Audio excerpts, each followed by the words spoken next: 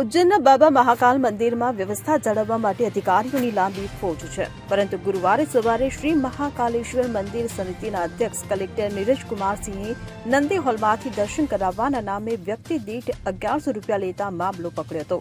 આ મામલો ત્યારે પણ ચર્ચામાં હતો જ્યારે ગર્ભગૃહમાં પહોંચ્યા બાદ બાબા મહાકાલના દર્શન, પૂજા અને જળાભિષેકની તસવીરો સોશિયલ મીડિયા પર વાયરલ થઈ હતી, જેમાં તેલુગુ દેશમ પાર્ટીના કેટલાક નેતાઓ ગર્ભગૃહમાં જોવા મળ્યા હતા.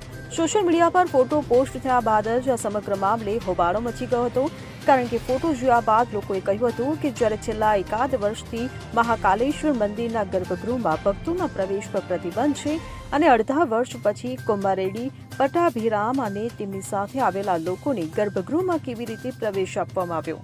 આ મામલે કલેક્ટર નીરજ કુમારસિંહે જણાવ્યું કે ગર્ભગૃહના દર્શનના કેટલાક મુદ્દા છે, જેમાં મંદિર સમિતિ પાસેથી રિપોર્ટ માંગવામાં આવ્યો છે. મામલાની તપાસ એસડીએમને સોંપવામાં આવી છે, જે કહેશે કે આ લોકો અંદર કેવી રીતે પહોંચ્યા.